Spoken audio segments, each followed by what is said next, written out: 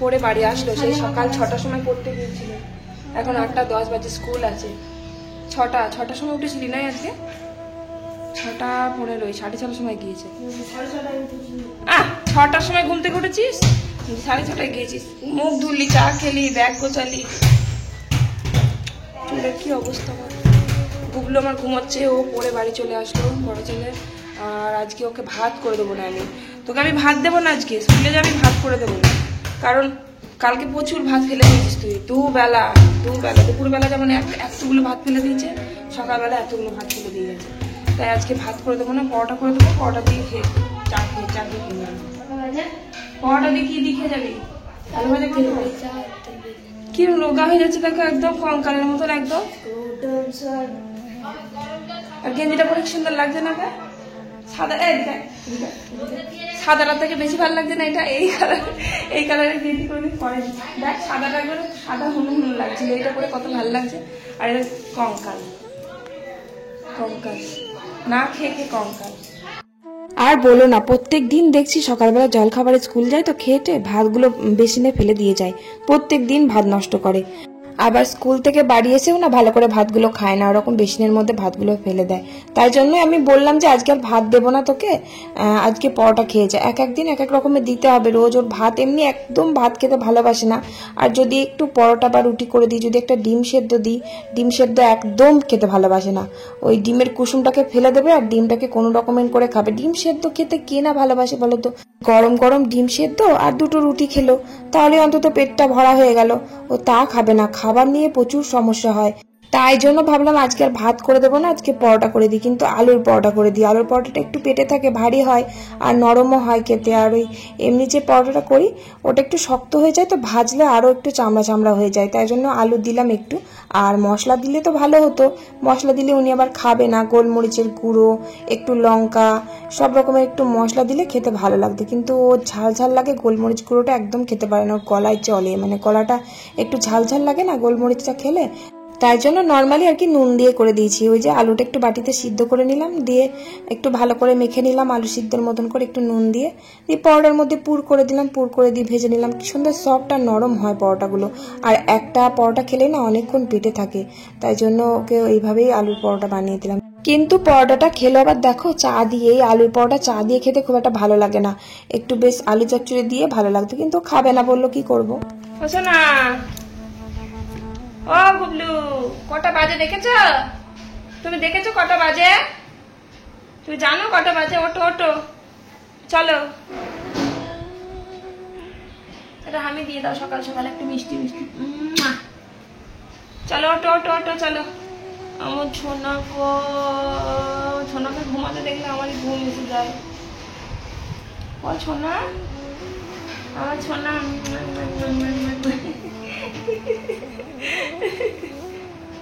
বাবা বাবা, ও ছোট্ট বড় বাবাটা, আমার ছোট্ট বড় বাবা এটা আমার। চলো বলো গুড মর্নিং, বলো গুড মর্নিং, বলো গুড মর্নিং, বলো। ও দাঁত দেখালে হবে না, গুড মর্নিং বলো, গুড মর্নিং বলে দাও।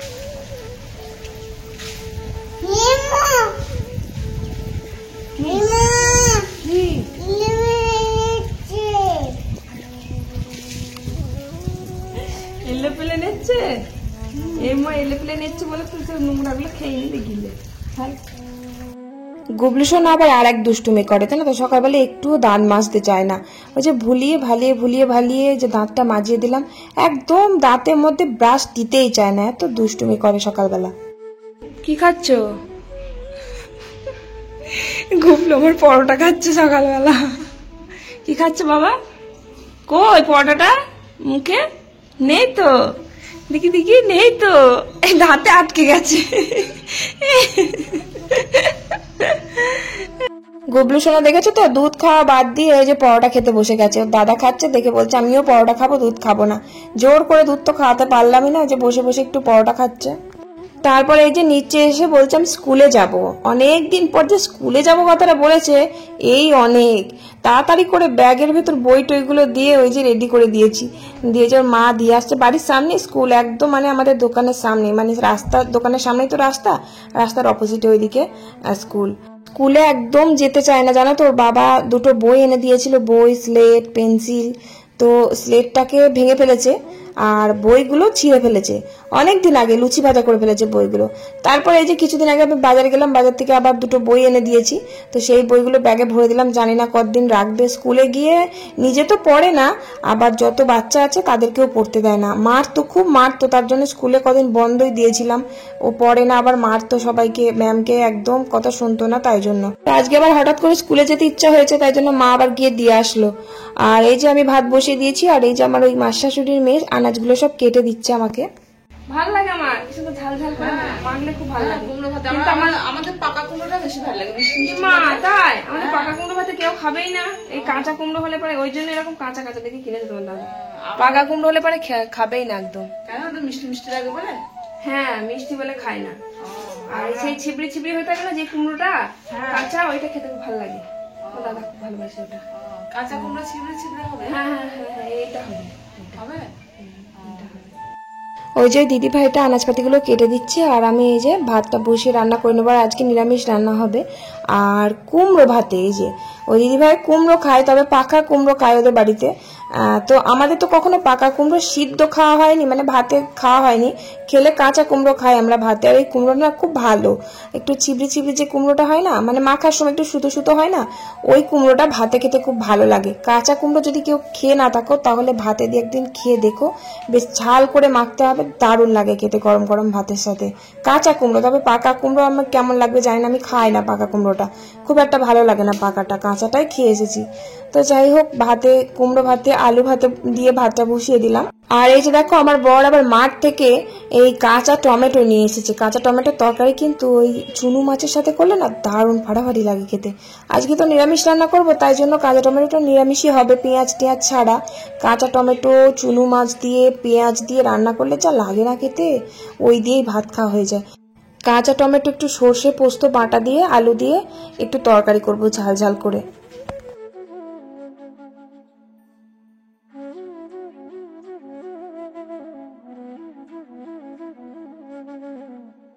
আর এটা হচ্ছে মটরের ডাল। মটর ডাল কোনো একটা দরকারে নিয়ে আসা হয়েছিল।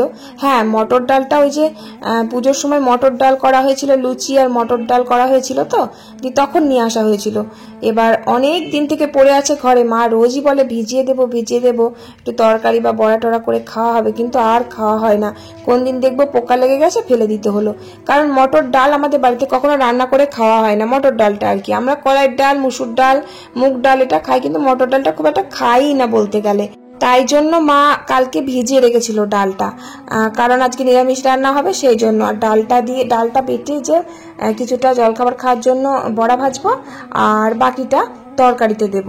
ভালো লাগে বেশ, একটু পটল আলু দিয়ে এই মটর ডালের বড়া তরকারি করলে ভালো লাগে। বেসনের তরকারির থেকে এই মটর ডালের বড়া তরকারিটা পছন্দ করে বাড়িতে, তবে আমার বেসনের তরকারিটাও ভালো লাগে বেশি, বেসনের বড়ার তরকারিটা আর কি। মানে বড় বড় করে, বেশ ফুলুরির মতন করে বড় বড় করে একটু তরকারির মধ্যে দিয়ে, পটল দিয়ে আলু দিয়ে তরকারি করলে খুব ভালো লাগে। আবার ওর মধ্যে বা দুটো ডাঁটা দিলে আরো ভালো লাগে। আর এই টমেটোগুলো হচ্ছে হাইব্রিড টমেটো। দেশি যে টমেটোগুলো হয় সেগুলো খোসা পাতলা হয় আর ছোট্ট ছোট্ট হয়, আর খেতে খুব ভালো হয়। এটা হাইব্রিড তো খোসা মোটা, আর টকটাও খুব কম। আর যেটা দেশি সেটা ছোট ছোট হয়, আর খেতে বেশ টকটা খুব ভালো হয়। আবার চাটনি করলে সেটা কালার খুব ভালো আসে। আর এগুলো কি হয়, কাঁচা কাঁচাই থাকে, রংটা খুব একটা হয় না। এবার এগুলো টকটা কম হবে আর কি।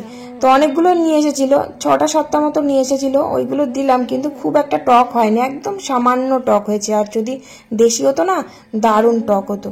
তো যাই হোক, তারপরে যে বেসনের বড়া দুটো জল খাবারে খাওয়ার জন্য একটু আলু কুচিয়ে ভেজে নিয়েছি, মানে চিরি চিরি করে আলু দিয়েছি, আজকে পেঁয়াজ তো দেবো না, সেই জন্য জল খাবার খাওয়ার জন্য ভাজলাম, সবাই খাবে। আর এই যে বড় বড় করে ভাজলাম, এটা ঝোলে দেওয়ার জন্য ভাজলাম। তবে আজকে পটল পাইনি, পটলটা আজকে সবজিওয়ালার কাছে ছিল না, তাই জন্য শুধু আলু দিয়েই করতে হচ্ছে। আর বাজারের দিকে যায়নি, বাজার তো আমাদের বাড়ির থেকে অনেকটাই, তো বাজারে যায়নি আজকে আমার বরমশাই, আর খুব একটা যায়ও না বাজারে, কারণ দোকান ফেলে ফেলে যেতে হয়। তো ওই জেঠু যা সবজি টবজি পাঠায়, আর তারপরে আমার বরমশাই যখন ফাঁকা থাকে দোকানে তখন বাজারে যায়। আবার রাত্রের দিকে বাজারে যায়। রাত্রেবেলা সবজিটা খুব একটা থাকে না, তাজা সবজিটা থাকে না, তবে থাকে দু একটা দোকান থাকে যে সকালবেলা যে তাজা সবজি থাকে সেটা থাকে না। ওই জন্য সবজি খুব একটা রাত্রের দিকে আনে না। যদি রাত্রেবেলা বাজারে যায় তাহলে আলু টালু, আদা রসুন পেঁয়াজ এগুলো নিয়ে আসে। পেঁয়াজ তো আমাদের জমির পেঁয়াজ কখনো কিনতে হয় না। তো যাই হোক, তারপরে যে বড়া আলুর তরকারি করলাম, ওই মটর ডালের বড়া আলুর তরকারি, আর একটু আম দিয়ে আর টমেটো দিয়ে একটু চাটনি করলাম। আর এই যে মুসুর ডালের টক ডাল দিয়ে রান্না শেষ করলাম। কিসের গো লাগলো বুঝলো? চলো আসো, চান করবা তো? ভ্যাঁ ভ্যাঁ করেই যাচ্ছে সেই কাল থেকে। কি জানি আয়, 1টা বাজায়। এই দেখো ধুলো ঘাটতে হবে না, চলো চান করি দিকে। এখানে চান করি ভাতটা নিয়ে চলে যাবো।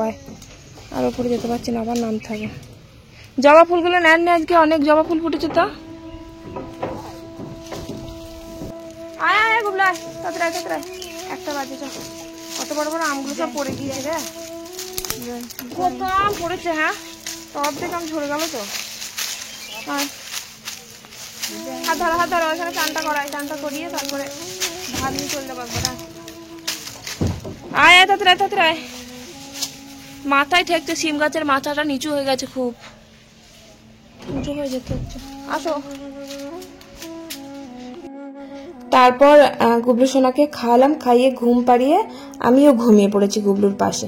দিয়ে যে এখন 4টে 4:30 বাজে, আমি ভাবলাম যে বড় আলুর তরকারি আমার বড় ছেলেও খেতে পারে না, এদিকে আমিও খেতে পারি না, তাই ভাত খাইনি তখন। আর ভাবলাম বড় ছেলে আর আমার একসাথে ভাত নিয়ে আসবো, দিয়ে একসাথে মেখে আমরা দুজনে খেয়ে নেবো। থালায় করে একসাথে ভাত নিয়ে আসলাম। আমার বড় ছেলে বলছে আমি একা একা খাবো, তোমাকে খাইয়ে দিতে হবে না। আর ওদিকে খেয়েটিও কম্পিউটারে যাবে, আমি বললাম দেরি হয়ে যাচ্ছে, তাহলে আমি খাইয়ে দিই, তাড়াতাড়ি খাওয়া হয়ে যাবে। আর ওর খাওয়া তো একদমই আলাদা, ও আবার টমেটোর চাটনিটা ভাতের মধ্যে ঢেলে ঢেলে খাচ্ছে। আর ভাতের মধ্যে টমেটোর চাটনি মিশে গেলে আমার আর সেই ভাতটা খেতে ইচ্ছা করে না। আর চাটনি খায় লাস্টে, ও কি করে ভাত দিয়ে মেখে মেখে চাটনিটা খায়, তাই জন্য ওকে বলছি যে ওইভাবে ভাত খাস না, তাহলে আমি ভাত কটা খেতে পারবো না। চাটনিটা আলাদা করে খা, আমি খাই দিচ্ছি ভাত। তুমি ভাতের মধ্যে থু থু করে সব ফেলছে, খাবো না তাহলে ওই ভাত আমি। এখানটা পড়লো আমি দেখলাম, এখানটাই পড়লো আমি দেখলাম, খাবো না যাবো।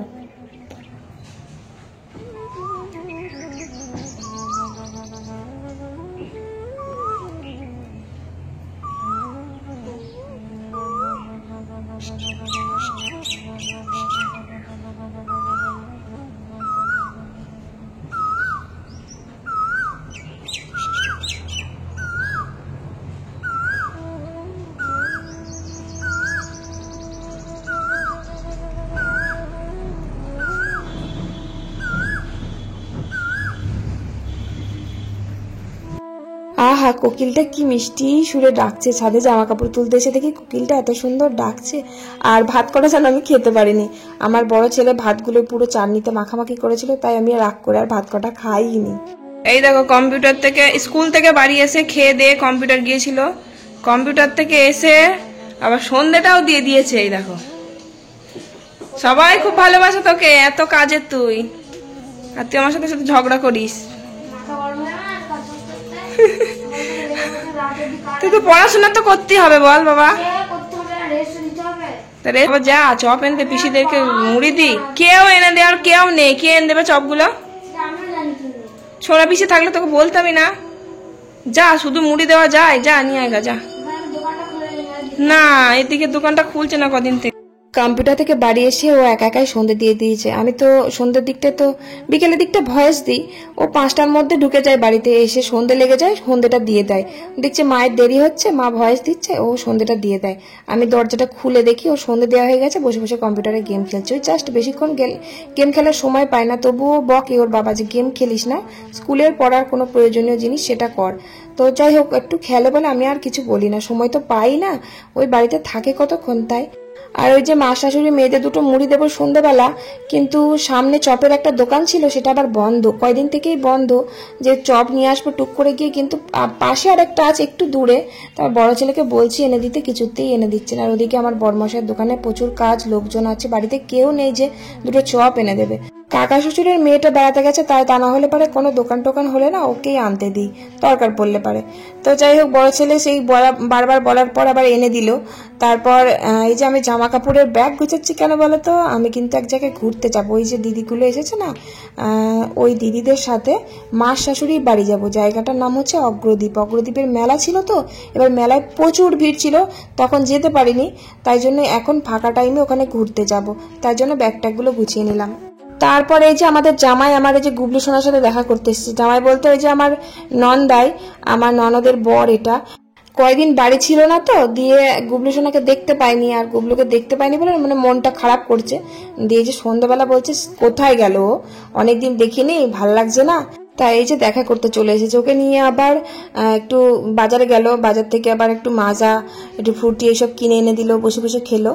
আর আমি যদি কোথাও ঘুরতে যাই গুবলু সোনাকে নিয়ে, বাড়িতে না সব থাকতেই পারে না। গুবলু সোনা তো সারা বাড়িময় খেলে বেড়ায়, ছুটে বেড়ায়, সবাই ভালোবাসে, সবাই আদরের গুবলু সবার। তো এবার তার জন্য বাড়িতে যদি না থাকি না, সবার যে পুরো মন খারাপ হয় সে কি বলবো, ফোনের পর ফোন করেই যাবে যে কবে আসবে কবে আসবে। তো কালকে যাব, তাই ভাবছি যে কদিন গুবলু থাকবে না, সবার কত মন খারাপ করবে। তো যাই হোক, তারপর জামা কাপড়ের ব্যাগটা গুছিয়ে রাখলাম কোনো রকম। কালকে বিকেল বেলার দিকে যাব, ওই 3:30 4টের দিকে ট্রেনে যাব, ট্রেনে করে যাব, রান্না বান্না সেরে খেয়ে দিয়ে বেরোবো। এই যে রাত্রের খাবারটা বানিয়ে নিচ্ছি, একটু আলু চচ্চড়ি বসালাম, সিদ্ধ সিদ্ধ আলু চচ্চড়ি ওই যে হাঁড়িতে বসিয়ে দিয়েছি, আর রুটি করছি, আমার বরমশাই খাবে, আর ওই যে মা শাশুড়ির মেয়ে ছোট মেয়েটা রুটি খাবে, আর ওদিকে নিচে ভাত হচ্ছে। দুপুরবেলা তো ভাত খেতে ইচ্ছা করছিল না, ওই তরকারি দিয়ে, বড়ার তরকারি আমি একদম পছন্দ করি না, তাই রাত্রেবেলা একটু গরম গরম ভাত খাবার। গরম গরম ভাত একটু রাত্রের দিকে আলু সিদ্ধ দিয়ে খাওয়া যায়, বেশ ভালোই লাগে। তো ভাত খাবার এই যে দেখো সিদ্ধ সিদ্ধ আলু চচ্চড়ি, একটু সামান্য হলুদ নুন তেল দিয়ে বসিয়ে দিয়েছিলাম, লঙ্কা দিয়ে। এই যে রুটি আলু চচ্চড়ি নিচে ওই যে ননদকে দিয়ে আসলাম, আর আমার বরমশাইকেও খেতে দিয়ে দিলাম, আর গুবলুকেও খাইয়ে দিয়েছি। কি করছো ছাদে তুমি? কি করবো, 10টা বাজে, খেতে হবে না? 10টা বাজে, ছাদে এসে বসে আছে সেই থেকে। বাবা গো, আজকে গরম পড়েছে বেশ ভালোই, গরম পড়েছে আজকে বেশ ভালোই, ছাদটা ঠান্ডা আছে। তুমি ব্যায়াম করছো ছাদে? কালকে দিদির সাথে বেড়াতে যাব মাসির বাড়ি। মাসির বলতে তোমাকে বলছি। আচ্ছা আচ্ছা, ওকে বলছো? ক্যামেরায় বল। ভগবান, দর্শকে তো দেখবে, দর্শকে তো দেখবে, লোকজন সবাই তো দেখিও না লোককে। কেন মা দেখালে কি হবে? বুঝতে পারিনি, ভিডিও এই জিনিসটা তো বোঝে না দিদি, ওই জন্য বলছে কাকে বলছো। আমি তো ক্যামেরায় বলছি, বলছে কাকে বলছি। আমি যে যখন ভিডিওটা আপলোড করবো, যখন দেখবো, তখন তো তোমাদের মনে হবে যে তোমাদেরকে বলছি, যারা দেখবে তারা তো ভাবে যে তাদের বলছি, ওই জন্য ক্যামেরায় বলছি। বুঝতে পারলে? বুঝতে পারলাম? হ্যাঁ, চলো খাবে, চলো 10টা বাজে, চলো। আসলে এই দিদিটা না আমার ভিডিও দেখেনি কখনো, আর যদি দেখতো না, মানে বড় ফোন ইউজ করেনি তো কখনো, ইউটিউব জিনিসটা কিভাবে ভিডিও এই জিনিসটা না কখনো দেখেনি, তাই জন্য বুঝতে পারছে না। যাদের দেখা অভ্যাস আছে না, তারা বুঝতে পারবে যে কেন করছে ভিডিওটা, কি জন্য করছে, কি বলছে, এটা বুঝতে পারতো, তাই জন্য বুঝিয়ে বললাম। তো যাই হোক, চলো এই যে খাওয়া দাওয়া করে নিলাম, আর ভিডিওটা ভালো লাগলে একটা লাইক করে দিও, টাটা।